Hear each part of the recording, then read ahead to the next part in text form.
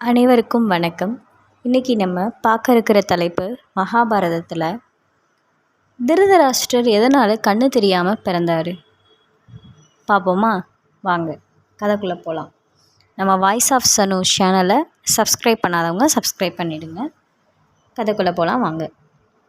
குருஷேத்திர போர் முடிஞ்சவுடன் திருதராஷ்டிரன் கிருஷ்ணர்கிட்ட கேட்குறாரு, நான் குருடனாக இருந்த போதும் விதுரர் சொல் கேட்டு தர்ம நியாயங்களோட தானே அரசாட்சி செஞ்சேன். அப்படி இருக்க ஒருவர் கூட மீதமில்லாமல் எனது 100 பிள்ளைகளும் இறந்ததுக்கு காரணம் என்னன்னு கேட்குறாரு. அதுக்கு கிருஷ்ணர், உனக்கு நான் ஒரு கதை சொல்லி கேள்வி கேட்குறேன், அதுக்கு பதில் சொல்லுங்கன்னு சொல்கிறாரு. அப்படி பதில் சொன்னீங்கன்னா நீங்கள் கேட்ட கேள்விக்கு நான் பதில் தர்றேன்னு சொல்கிறாரு. நீதி தவறாது ஆட்சி செய்த அரசனிடம் வறியவன் ஒருவன் சமையல்காரனாக சேர்றான். மிகவும் சுவையாக சமைக்கிறது அவனை பிரத்யேகமான கவனிப்பது என அவன் எடுத்துக்கொண்ட முயற்சிகளினால் வெகு சீக்கிரமாகவே அந்த சமையல்காரன் தலைமை சமையல் கலைஞனாக உயர்த்தப்பட்டான். அரசருக்கு வித்தியாசமான சுவையை செஞ்சு கொடுத்து பரிசு பெறும் நோக்கில் அவனுக்கு ஒரு விபரீத யோசனை ஒன்று தோன்றியது.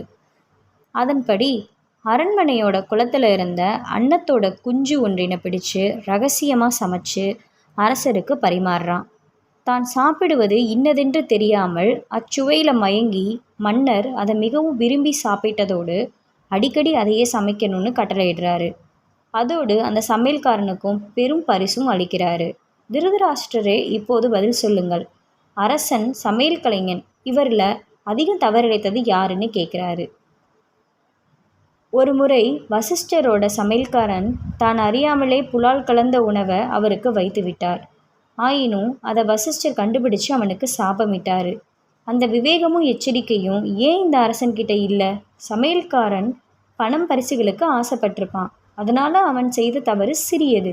ஆனால் பல நாட்கள் அசைவம் உண்டும் அதை கண்டுபிடிக்காத அரசன் தான் அதிக தவறிழைத்தவன் ஆகிறான் என்றார் திருதராஷ்டிரர். புன்னகைத்த கிருஷ்ணர், திருதராஷ்டிரரே, நீங்களும் ஒரு அரசனாக இருந்து நியாயம் தவறாமல் மன்னன் செய்ததே தவறு என கூறினீர்கள். அத்தகைய நீதிதான் பீஷ்மர், துரோணர் போன்ற சான்றோர் சபையில் உங்களை அரசனாக அமர்த்தியது. நல்ல மனைவி, 100 குழந்தைகள் என நல்வாழ்க்கையை தந்தது.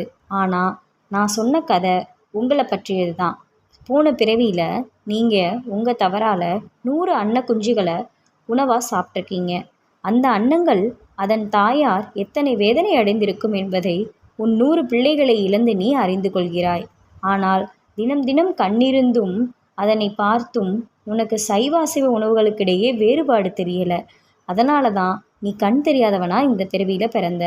தெய்வத்தின் சன்னிதானத்தில் ஒருபோதும் நீதி தவறாது.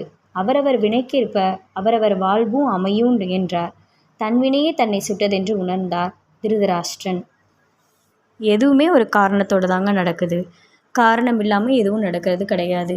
இப்போ நமக்கு என்ன நேர்ந்தாலும் சரி, நல்லது நேர்ந்தாலும் சரி, கெட்டது நேர்ந்தாலும் சரி, எல்லாமே நம்ம போன பிறவியில் நம்ம செஞ்ச கர்மங்கள் தான். கர்ம வினைகளோட பயனை தான் நம்ம இந்த பிறவியில் அனுபவிச்சுக்கிட்டே இருக்கோம்.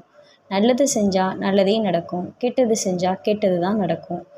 இறைவன் எது நடந்தாலும் இறைவன் இருக்கான்னு நம்பிக்கையோடு நாம் பயணிக்கணும். இந்த கதை பிடிச்சிருந்துச்சுன்னா லைக் பண்ணுங்கள், ஷேர் பண்ணுங்கள், மறக்காமல் சப்ஸ்கிரைப் பண்ணுங்கள். தேங்க்யூ.